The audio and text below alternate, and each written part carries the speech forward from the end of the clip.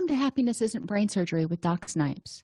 This podcast was created to provide you the information and tools Doc Snipes gives her clients so that you too can start living happier.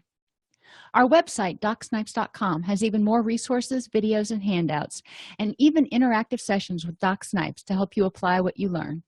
Go to DocSnipes.com to learn more.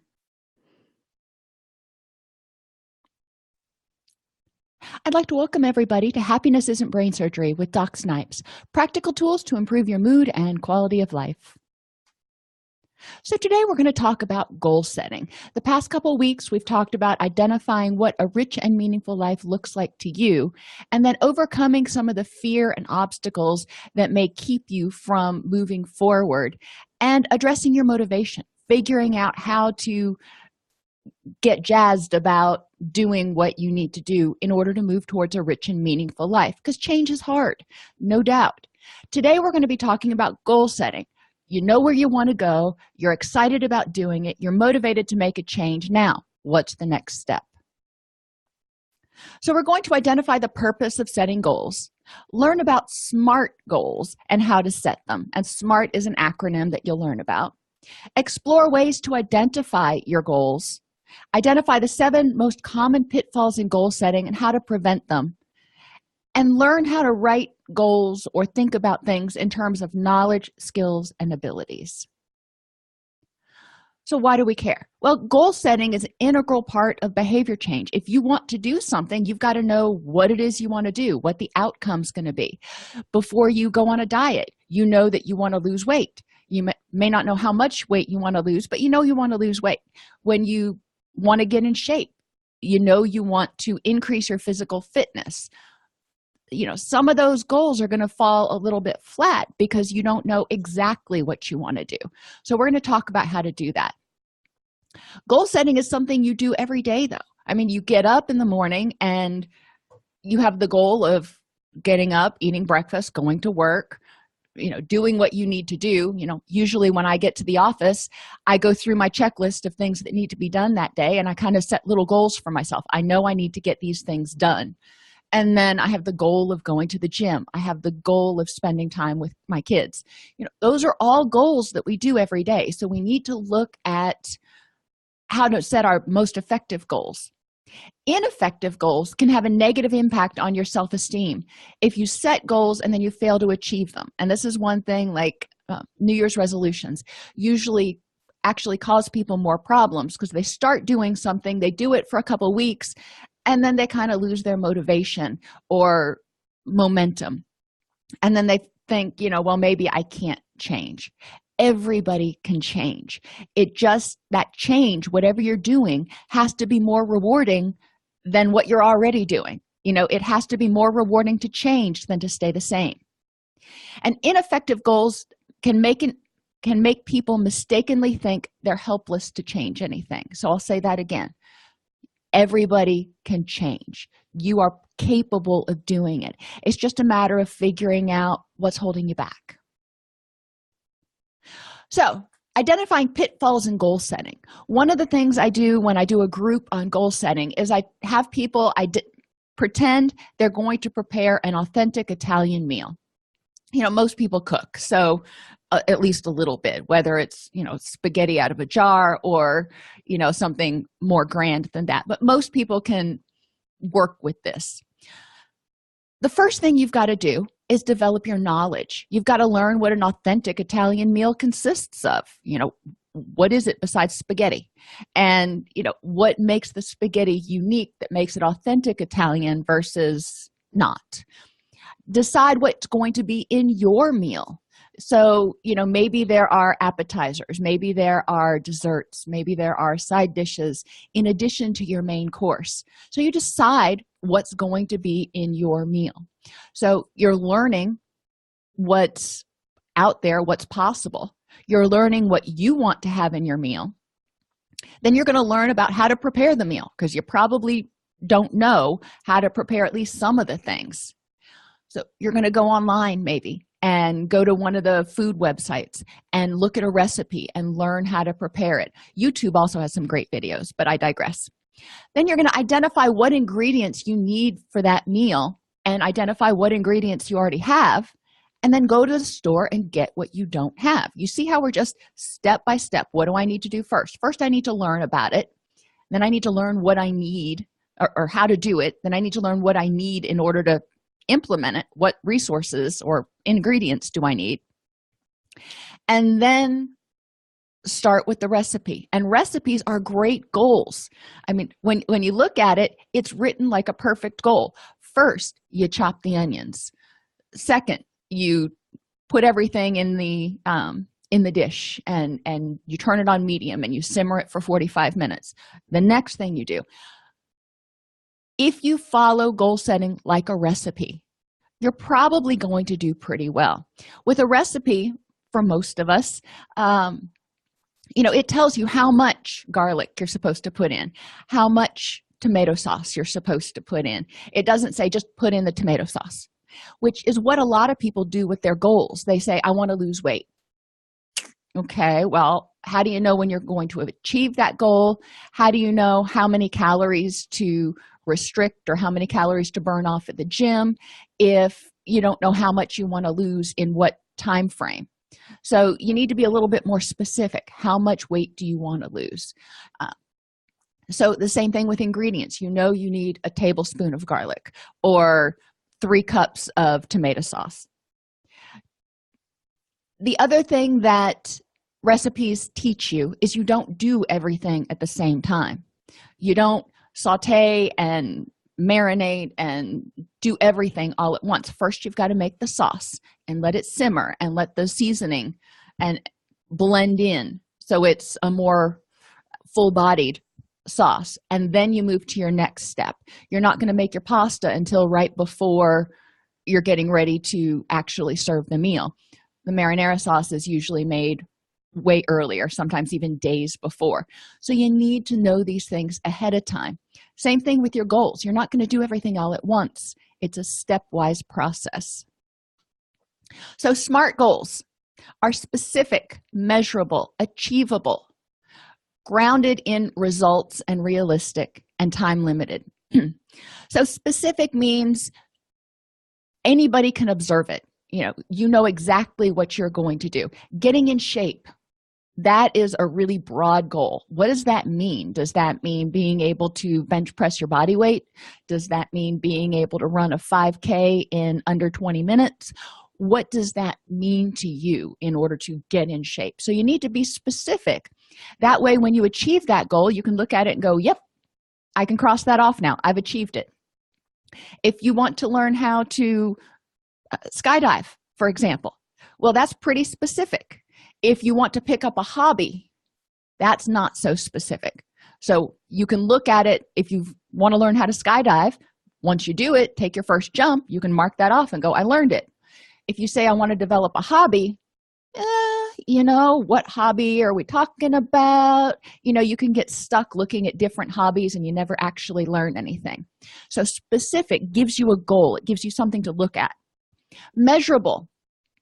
Again, you want to know how much, how often, how intense, whatever you're looking at. So if you want to lose 3 pounds a week, if you want to be able to run a 5K in under 30 minutes, if you want to do these things, it's measurable. So you can measure it and go, I'm almost there, or haven't made it yet, or yes, I'm there. Achievable. It has to be something you can do. There are certain things that we are just not, each individual person has their strengths and weaknesses.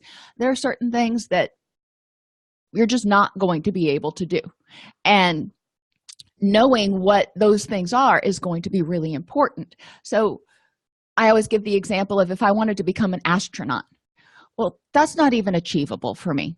At this point in my life, I'm too old, and it's not a ding against me, it's just reality.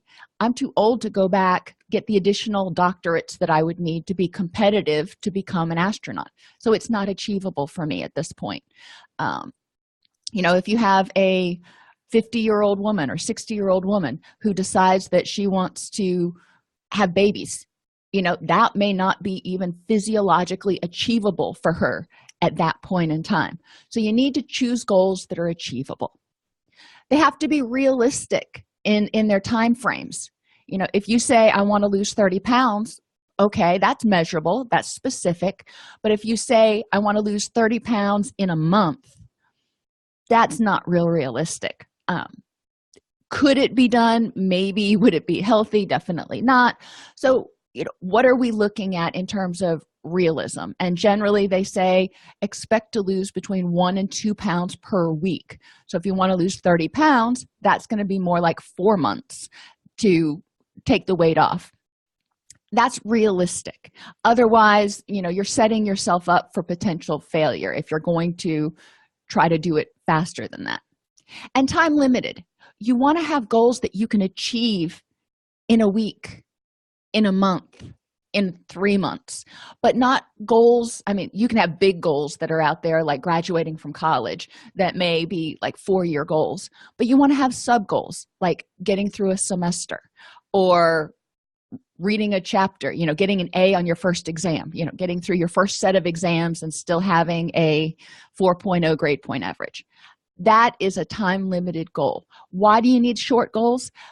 Because it helps with motivation. If you see yourself accomplishing smaller goals on the way, then you feel what psychologists would call more efficacious. You feel more confident that you can actually do it. If you're trying to get in shape or trying to stop smoking, let's use that example.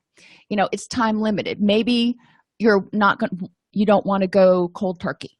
Maybe you want to wean down. So the first goal is to wean down to 1 pack a day. And then the next goal is to wean down to half a pack a day, and so on and so forth. So you can see progress as you're going. And that will help you feel motivated and know that, what, I can do this. It's going to take some time, but Rome wasn't built in a day. Whatever you're doing now took a while to learn and start developing the habit or whatever you're doing. So undoing it or changing is going to take some time, but that's okay. So think about the last goal you set that was successful. What was it? And then think about the last goal you set that was unsuccessful. And I'll give you a hint. A lot of times that's New Year's resolutions. You can think real easily about those. What's the difference between the two? And a lot of times you'll find that the goal that was unsuccessful was not specific enough or measurable. It may not have been achievable, or you may have set unrealistic time limits, or you may not have had small goals, so you never felt like you were ever going to get to the end. I remember when I was little, my grandmother used to participate in Weight Watchers, and every time they reached a milestone, they would get some sort of a reward for reaching a weight loss milestone. We do the same thing in 12-step programs. You get what they call chips periodically throughout, and the quote value, and it's a sentimental value, but the value of the chip really goes up with depending on how much clean time you have. And once you get to a year, then you get your year medallion. So it's important to make sure you incorporate goals for yourself. So thinking about, goals that you tried to set that you were unsuccessful at, you want to look and see if they were good goals. Did you set them well? And the next step you're going to take is if they were great, they were specific, measurable, achievable, realistic, and time limited, they were perfect goals, but you failed to achieve them. Why? Why was it more rewarding to stay the same than to change? Or why was it more painful to change than to stay the same? When you start trying to lose weight, for example, a lot of times you have to cut back on some foods. And I don't know about you, but I love food. I love to eat. It's not just bread, it's everything. I love food. So whenever I have to lose weight, it's like, this is uncomfortable. I'm not cutting back a huge amount, but psychologically, I'm wanting more. And I'm having to kind of retrain my thought process. What's more important, having a second helping or achieving this goal that I want to so I can fit back into my pants? So the beginning, first you want to ask yourself why. Goals are the overarching reason that people begin to do things. So you set a goal and you go, okay, I want to achieve this. I want to buy a house. I want to stop smoking, whatever your goal is. The goal is often abstract. I want to be healthier, I want to buy a house. Well, okay, you want to buy a house. Are we talking a $150,000 house, or are we talking a mansion on a hillside? So we need to be a little bit more specific. Goals need to be broken down into manageable, meaningful, observable objectives. So let's choose I want to be happy, since happiness isn't brain surgery. Well, happiness is pretty broad. What makes me happy is probably different than what makes you happy. So first you need to know what makes you happy and figure out, okay, how do I achieve this state? What is life going to look like? What is life going to be like when I'm happy? What things will I be doing that help me feel happy? Okay, that's the ultimate goal. So then we back up and we say, okay, where am I at right now? And what's the first step I need to do toward moving toward this idea of happiness? What's the first thing I need to do? Then what's the next thing I need to do? Just like a recipe. You are making a happiness recipe, if you will. And it's important to phrase goals as adding positives instead of removing negatives. If you always say, I'm going to stop smoking, I'm going to stop overeating, I'm going to stop getting upset about things, well, that's great. That's fine if you need to eliminate that in order to move towards happiness. But what are you going to do instead? For example, if you say, to be happier, I need to stop getting upset over minutia. Well, wonderful. But how are you going to do that?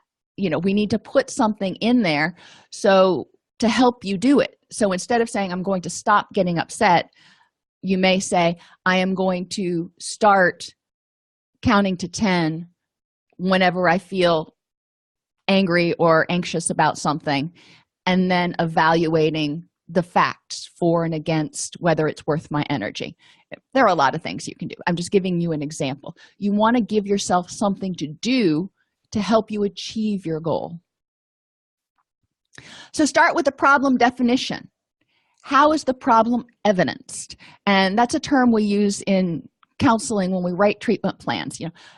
Sally is depressed as evidenced by lack of happiness, apathy, lack of energy, difficulty sleeping, So these are all the observable things that we have that we can say, this is what tells me that Sally is depressed right now. So we want to look at the problem that you've got. So if we're going to stay with happiness, you're not happy right now. How do you know you're not happy? Low energy, irritability, problem sleeping. What is it that makes you say, you know what, I am not happy? How is this problem, your unhappiness, affecting your overall functioning?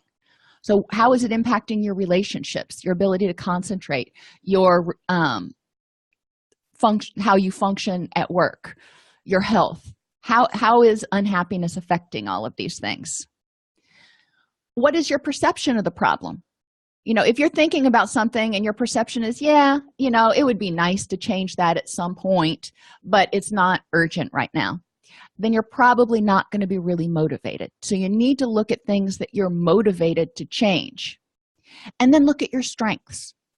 When you have tried to resolve this problem in the past, what has helped? At least some. So when you've been unhappy before and you've tried to get happy, what helped? When you've been happy before, what was different? Maybe you were working at a different job, or maybe you were, I know I'm happier if I'm going to the gym at least 5 days a week or working out in some fashion. That's something that's important to me. So I know that for me to be truly happy, that's something I need to do because it's great stress relief and it helps me kind of clear my head. What is it that's different when you're happy? And how can you make that happen now? So the next step is the goal. If you're unhappy, all right, well, what's the resolution of that? To be happy. So the broad goal and for resolving this problem is to get happy. The absence of the problem is to be happy. One way to figure out what happiness looks like is to ask yourself, how will your best friend know when you've achieved your goal? So how will your best friend know when you're happier? What things will they see in you or see you doing and they'll say, you know what, you seem a lot happier lately. Likewise, what things will you see in yourself? And it's important to think about what other people might see as well, because a lot of times our change occurs kind of slowly, so you may not notice small changes. Think about when you've got a puppy and you have that puppy and they're so cute and so small, and you come home one day, and you've had the puppy for 6 months, and all of a sudden you realize, you know what, you're not a puppy anymore, you're a dog. Same thing for goals. Because you're immersed in it every day, you don't necessarily notice the incremental changes, and then you have a sudden aha moment.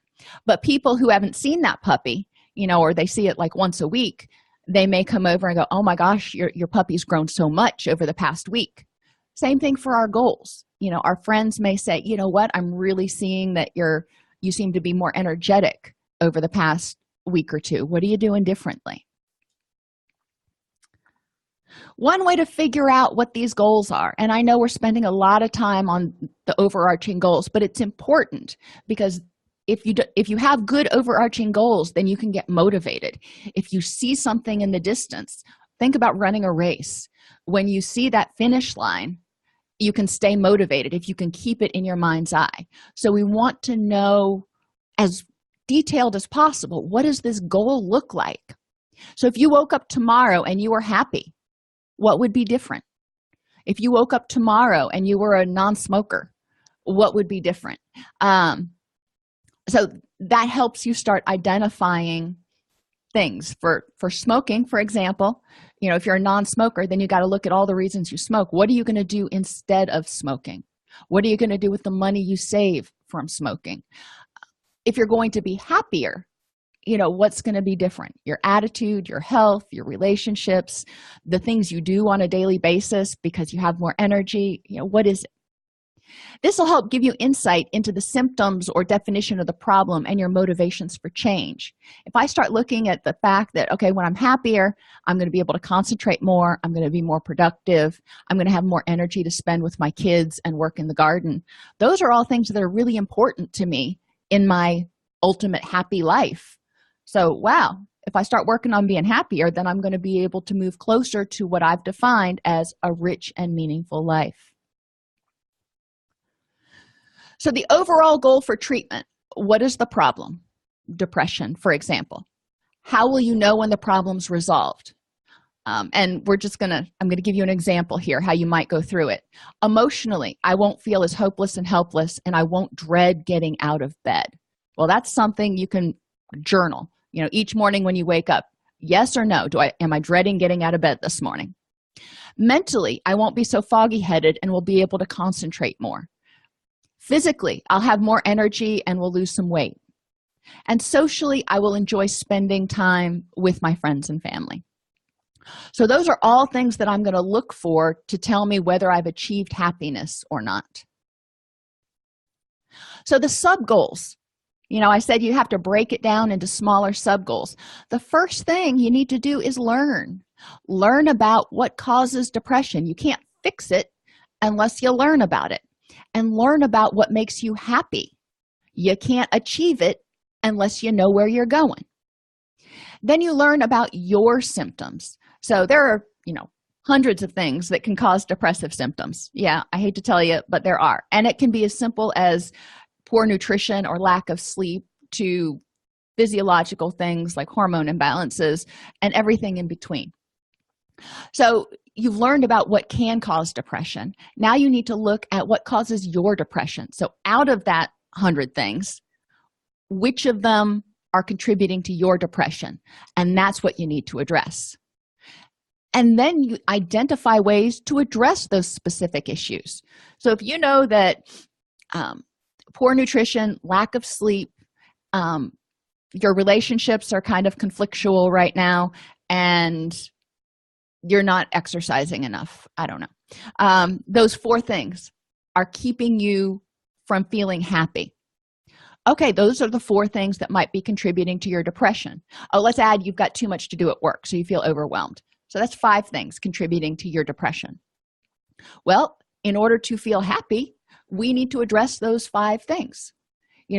If you're looking at the 100 things that could cause depression and you rule out, nope, thyroid problems aren't causing my depression, hormone imbalances not causing my depression, and you'll knock off things that can cause depression for other people, but they're not causing it for you, so there's no need to address it. You need to figure out what's causing your depression.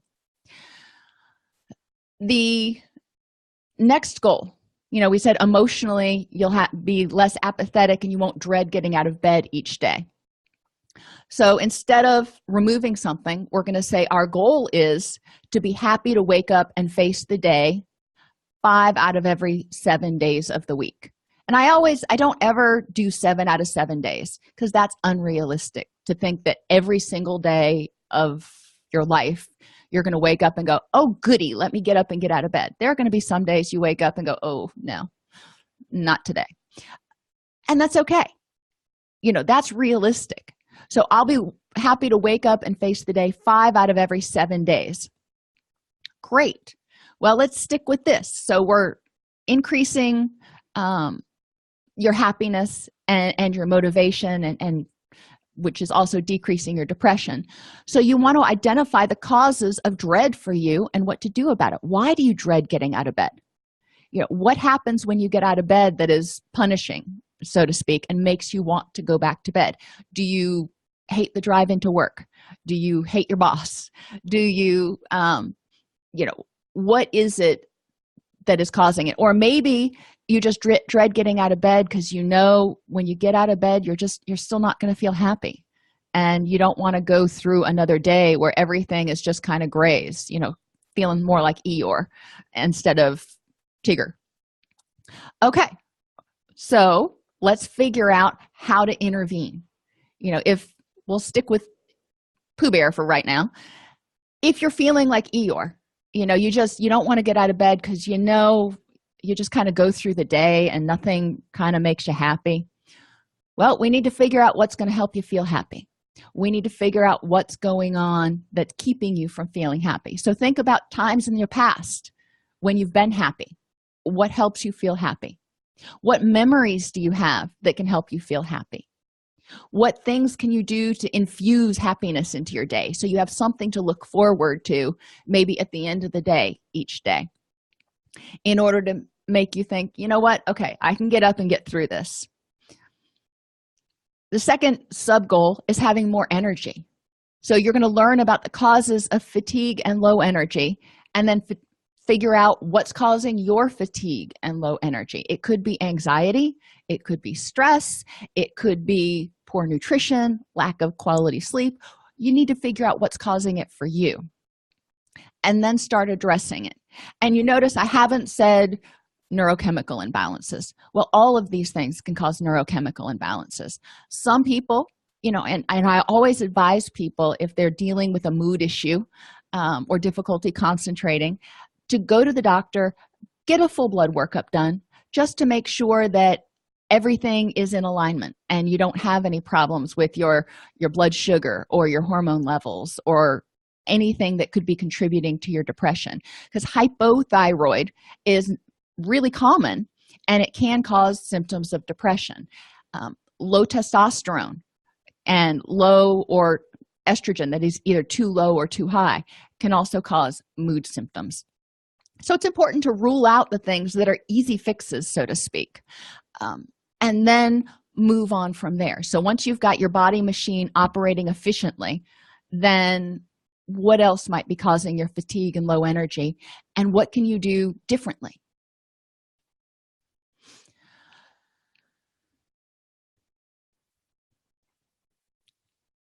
The ultimate goal is to be happy.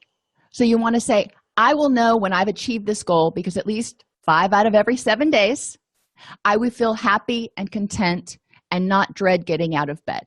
So you can keep a journal and each day log in it, on a scale of 1 to 5, 1 being really unhappy, 5 being just giddy as all get out. How did you feel? So 5 out of 7, every 7 days, you want to be a 3, a 4, or a 5. And you can look at that log, and that'll help you identify patterns in your happiness, so to speak, and start connecting the dots to figure out what makes you happiest. Mentally, I'll be able to concentrate, be more creative, and more productive. Well, this one you can measure by having your to-do list and figuring out what you mark off, and potentially measuring your concentration level on a scale of 1 to 5. But I would really just focus on productivity, because you can have a list of things and feel like, yeah, I'm being more productive. Physically, I'll have energy, not feel so achy, and be in better shape because I'll have the energy to take care of myself. Okay, so physically. And how do you know if you're doing those things? How do you know if you've got more energy?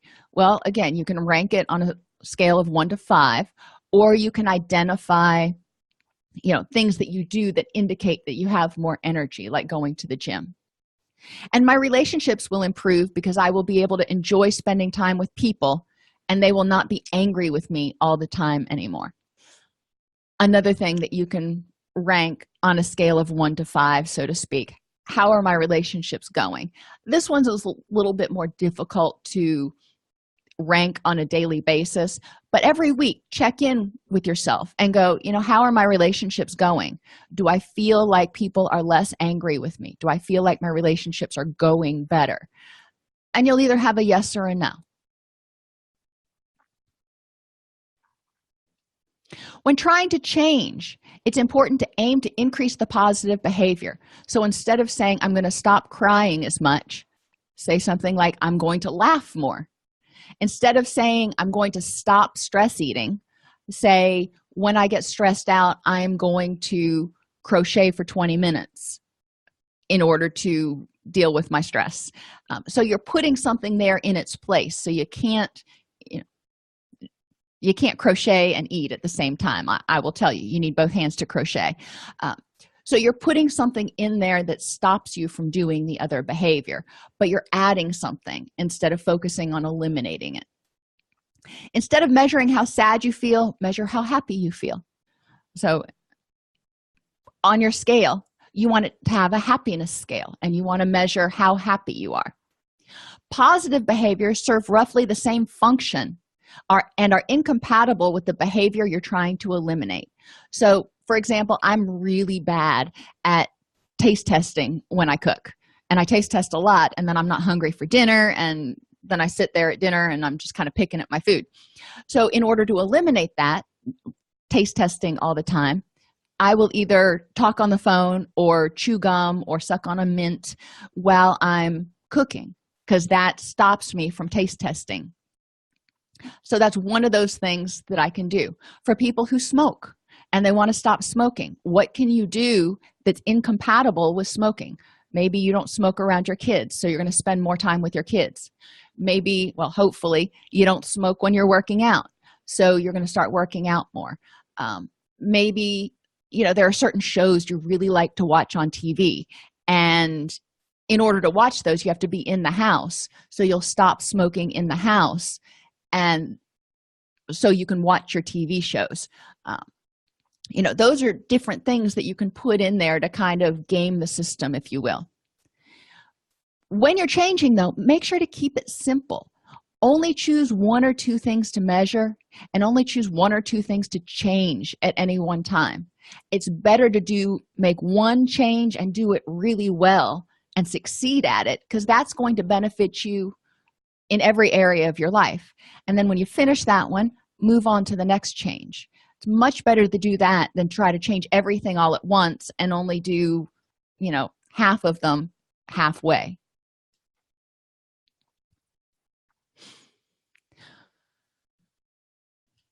You want to make sure that goals are achievable, realistic, and time limited. Build your goals on prior strengths. So look at what you've done in the past to deal with similar situations. Look at, in the past, when you haven't had this problem, what was different, and try to recreate that now. Those are your strengths, instead of trying to learn something completely new. Now, can you learn completely new things? Sure. When I work on doing self-improvement and working on my stress management, for example, I know there are certain things that I've always done that have helped, like exercising and gardening. But I also have decided, let me learn more about mindfulness. So I started reading books on mindfulness and learning how to do it. So you can add new things. There is no prohibition against that. But when you start out, you're going to make a lot more rapid progress if you start out doing things that you've already done and you already know how to do, and then start adding new things. You need to work on things that you're motivated and able to change. Like I said earlier, if you decide you want to lose 20 pounds, that's a great goal, but it takes effort, and it takes a willingness to sacrifice certain things for a little while, maybe change your eating habits, because ideally when you lose weight, you're changing your eating patterns forever, not just for 3 months or whatever it is. So are you really motivated to do that? And if the answer is no, if it's, I'd like to lose the weight, but there's really no crisis, I can just go buy new pants, well, then you're probably not going to be as enthusiastic about maintaining that change. So if you decide you want to change it, you need to increase your enthusiasm. So maybe saying, if I lose this weight, then I can go get a whole new wardrobe. Or if I lose this weight, something that is important to you. Some people will decide that they need to go on a diet right before the summer because they want to feel better in their swimsuit when they go to the pool or the beach. Okay, well, to keep you motivated, hang your swimsuit right there in your bathroom so you see it every single day when you go in there, and it reminds you what you want to stay focused on. But knowing that swimsuit season is going to be here in June, that creates a little kind of mini crisis, because you got to take the weight off by then, or it's you're not going to fit in your swimsuit, or you're not going to feel as comfortable. So do things to increase your motivation and set those small goals. If you're on a diet, if you're trying to lose weight, set daily goals. I'm going to try to not snack between meals. Okay, well, that's a good goal. So you've got that goal. And if you get through the day and you've achieved that goal, then you can kind of look at that and go, all right, I did it, one day down. And in 12-step recovery, we talk about not focusing on the future and, not focusing on the past, but today. If you did it yesterday, you can do it today. If you didn't do it yesterday, you can still do it today. You just need to figure out what happened that kept you from achieving it yesterday. But don't focus too far on the future. Let's just get through today. And before you know it, just like that puppy growing up into a dog, before you know it, each day that you do things, all of a sudden you're going to look back and go, wow, I've done it for a month, or I've done it for 6 months, and it wasn't so painful after all. So setting daily goals is important. Setting weekly goals can also help you, and providing yourself a decent reward, something that's rewarding to you at the end of the week. So for example, if I get everything accomplished at the office during the week that I want to, and I go to the gym and, I have 3 or 4 things that I need to check off, but if I do all that, then Sunday, I'm a lump. I cook for the family and I cook my meals for the week and stuff. I enjoy doing that anyway, but I don't go to the gym. I don't come into the office. Those are just, I relax on that day, and that's my reward for a good week's work. So make sure that you provide yourself a really rewarding goal at the end of a week if you achieve, or a really, really good reward at the end of the week if you achieve your goals.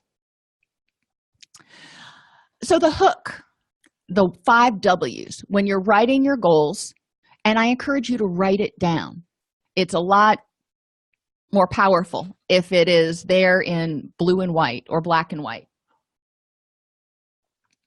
Who is responsible for doing what?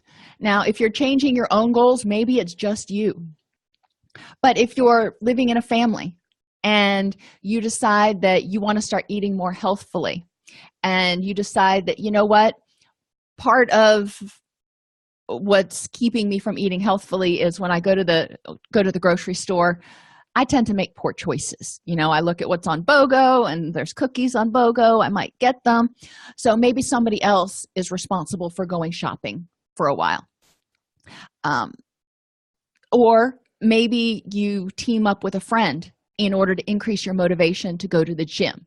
So you identify who is responsible for doing what, when they're going to do it. If you're going to the gym with a friend, how often, what time are you going to meet? Where are you going to meet? Why are you going to the gym again? You want to know why you're doing this and how. You can go to the gym and get in the hot tub for 20 minutes. You can go to the gym and do cardio for 30 minutes. You can go to the gym and lift weights. What are you going to do when you get there? So how are you going to accomplish this getting in better shape? When you write the plan, again, make sure that your goals are meaningful. What is it that is most important to you right now? When I look at my life, there's lots of things I want to do, and I don't have enough hours in the day. So I need to figure out which goal is most meaningful to me right now. Once I accomplish that, I can move on to doing the next one. Every once in a while, I'll do 2 things at the same time. You can juggle up to 3 goals effectively. More than that, you're not going to be really effective. But what are the 1 to 3 things that I am really motivated to work on right now? It's also important to address the reasons for not changing. Even though I may be really motivated to get my 5K time down right now, that is something that's important to me. What are the reasons for not doing that? Well, I also have a business that I'm running and children that I'm raising and other things that may come up. So how do I make sure that I still have the motivation to go out for a run, on my schedule, whether it's every single day or 5 out of every 7 days? What are the other reasons for not changing? During the winter, I don't like cold temperatures, and I really don't like cold wind. So one of the reasons that I might not go out and work out during the winter is because of those factors. So how can I make it more comfortable for me to run and work on my 5K time? Well, the answer was go to the gym. So look at all the reasons that you might not want to do it, or it's time for you to engage in whatever behavior that is, and you're thinking to yourself, you know what? No, just not today. Why not today? And then address that. Figure out what it is that you want to do instead and how to make your behavior change more rewarding. Decisional balance exercises are something we use in treatment planning and helping people increase motivation. You create a chart, and I like doing it in a chart fashion. So you have whatever behavior you want to do. Let's say stop smoking. And then what you're doing right now, which is smoking. And then you're going to look at the benefits to not smoking, and you're going to look at the benefits to smoking. Because yes, there are benefits. You need to figure out, of the benefits for smoking, how can you make those less beneficial? If you smoke because it helps you relieve stress, well, okay. So how else can you relieve stress besides smoking? And you need to incorporate that, because if you just say, well, one of the benefits to smoking is that it relieves stress, and you don't figure out how else you're going to do it, how else you're going to relieve stress, then you're going to want to smoke. So identifying that. Another reason some people don't stop smoking is because of the withdrawals. The benefits of staying, and it's actually a drawback to changing, but either category you want to put it in. One of the drawbacks to changing is the withdrawals. So that stops people, that causes people to relapse a lot. So you want to look at how can you deal with those withdrawals so you don't feel them as much, if at all. Talk to your doctor about ways. Nicotine is one of the most addictive drugs out there, and yeah, it's legal, and I can do a whole soapbox on that. But for most people, they will require some sort of pharmacological intervention to help them stop smoking. They don't have to be on it forever, but during that initial 6 months to a year, it helps immeasurably for the majority of people to help them stop smoking. So you want to figure out and make whatever the new behavior is that much more rewarding. So one of the benefits to stopping smoking is you won't smell like smoke all the time, so it'll be easier to get your clothes smelling clean and fresh. Another benefit is you won't have the stained fingers or upper lip, so that's a benefit. So you won't have to worry about scrubbing off nicotine stains. Another big benefit is the financial gain. Okay, so right now, let's figure out, while you're going through the initial change period, the first 6 months to a year, with that money you save, what can you do with it that's going to be rewarding? It's not really rewarding if you just put it in your bank account and you go, yep, I saved $3.50 or something. Not so rewarding. But if every month you take the money that you saved from not smoking and you do something really fun, or you buy something that you really want.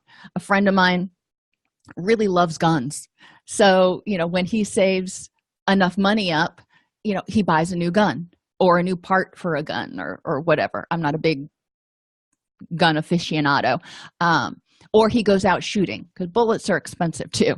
So looking at what you can do with that money to make it even more rewarding to change. So you can go, oh yeah, this is more fun than smoking out in the parking lot by myself. You also want to look at the drawbacks to change. And we started to talk about this a minute ago. One of the drawbacks to stopping smoking is the withdrawals. So you want to eliminate those when at all possible. Another drawback to changing may be that a lot of your friends smoke, and you won't be able to go out on smoke breaks with them without getting triggered or something. So looking at some of those drawbacks and figuring out, okay, your friends who smoke, how can you spend time with them not smoking? Maybe you can convince one or two of them to try to stop smoking with you. So, misery loves company, but you can all work to mutually support one another. And looking at the drawbacks to staying the same. What are the drawbacks to continuing to smoke? Maybe your wife nags at you all the time because you're smoking, or how much money you're spending on it, or whatever the drawbacks are. Or maybe, you're not allowed. My daddy wasn't ever allowed to smoke in the house. So, when football season came along, or for him it was golf, he couldn't sit inside and smoke and watch golf at the same time because my stepmother forbid him to put a TV out on the porch and forbid him to smoke in the house. So that was one of the drawbacks to continuing to smoke, was that he had to choose between golf and smoking. So figuring out how to increase your motivation and make it more painful or more unpleasant to stay the same, to continue smoking, than it would be to go through the withdrawals or whatever and to change.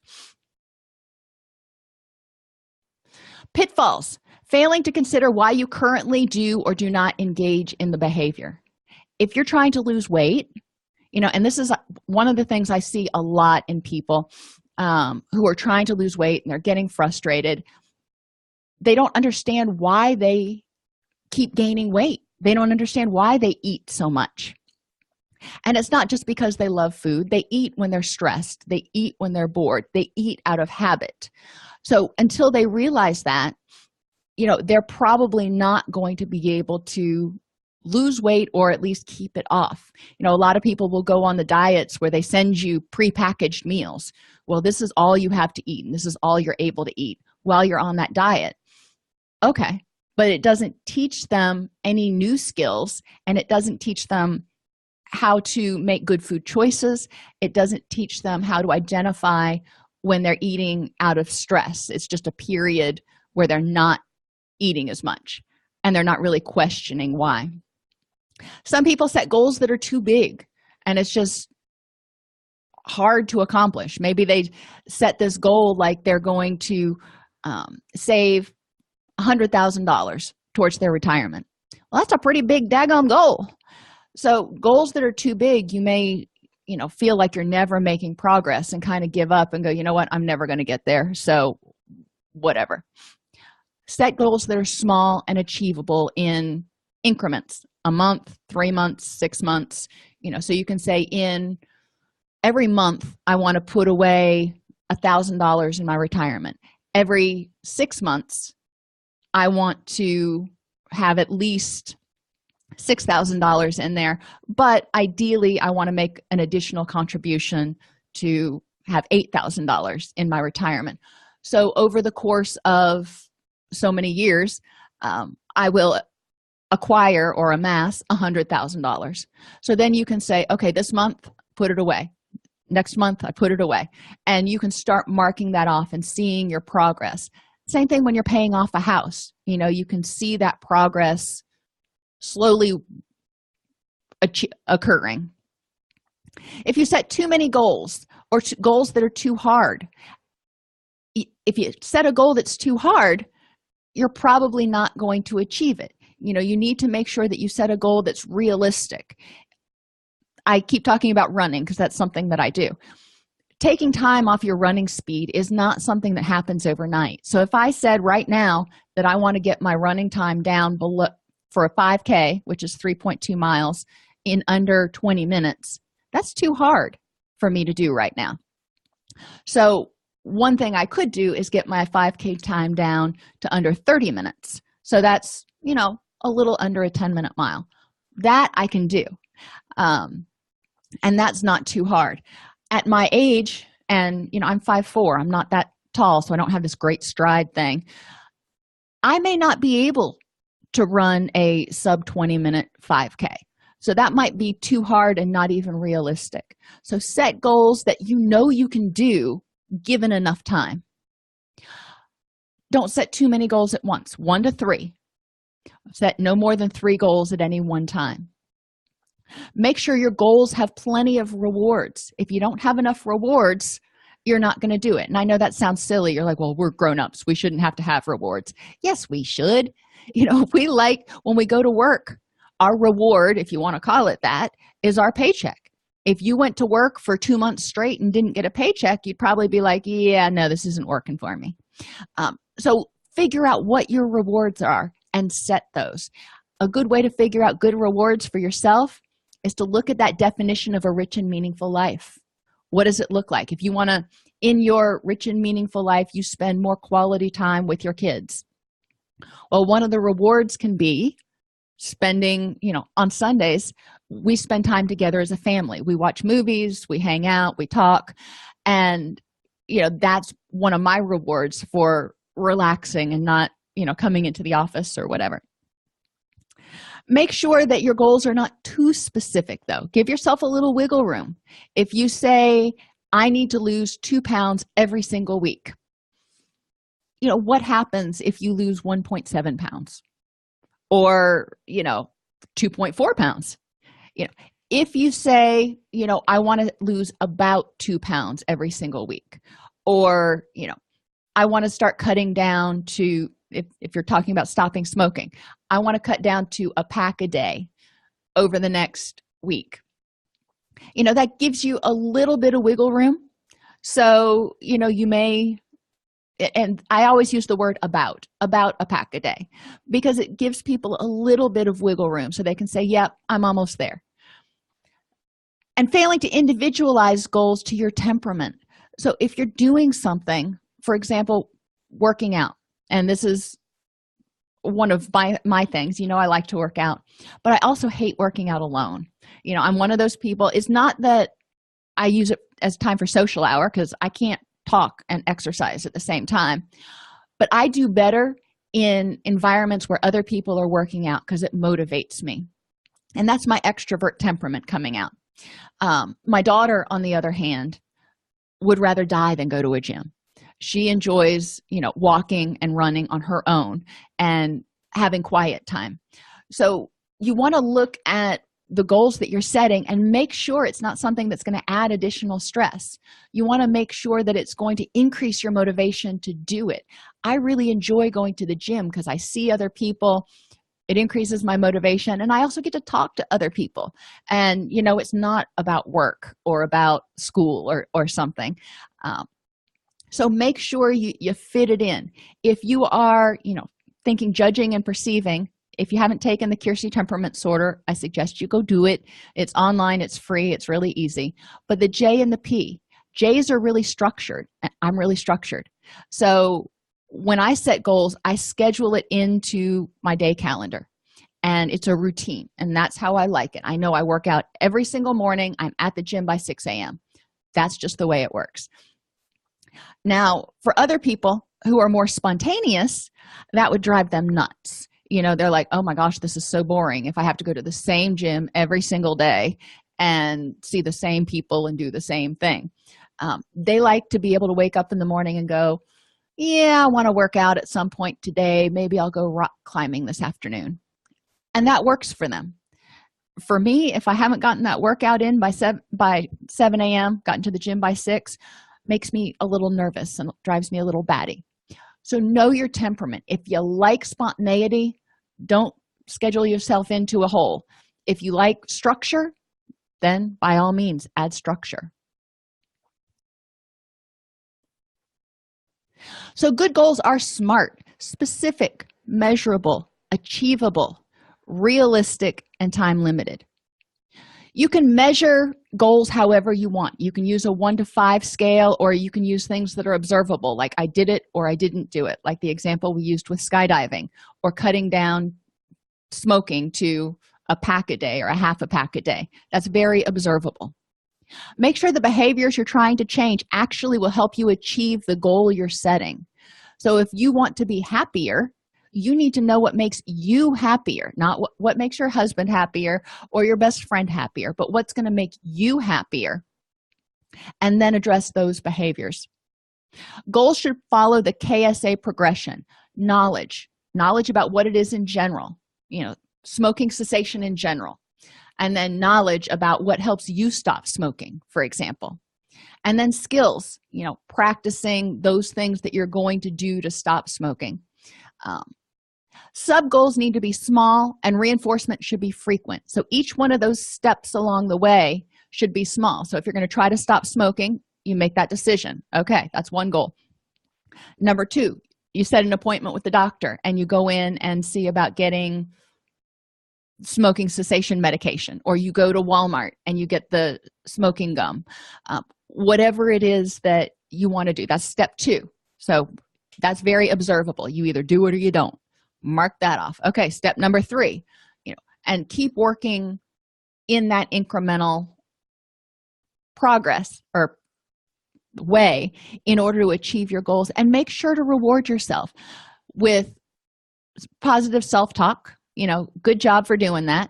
With relaxing at the end of the day, watching your favorite TV show, whatever it is that kind of gives you a pat on the back for accomplishing that goal. And every week or so, make sure you have a good reinforcement in there. So spending all day on the golf course or with your kids, or whatever it is that you can do to reward yourself, so you can say, you know what, I deserve to treat myself today because I met my goals last week. When motivation wanes, and it will, revisit your decisional balance exercise. Revisit all the reasons that you want to change, all the reasons that you don't want to stay the same, and bolster that enthusiasm again. And also look back over what you've accomplished, so you can say, you know what, I have come so far, it would be a shame to throw in the towel now.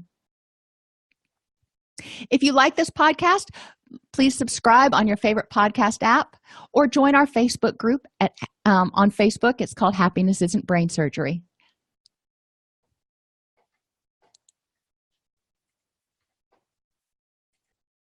Thanks for tuning into Happiness Isn't Brain Surgery with Doc Snipes. Our mission is to make practical tools for living the happiest life affordable and accessible to everyone. We record the podcast during a Facebook Live broadcast each week. Join us free at docsnipes.com/Facebook, or subscribe to the podcast on your favorite podcast player. And remember, docsnipes.com has even more resources, members-only videos, handouts, and workbooks to help you apply what you learn. If you like this podcast and want to support the work we are doing, for as little as $3.99 per month, you can become a supporter at docsnipes.com/join. Again, thank you for joining us, and let us know how we can help you.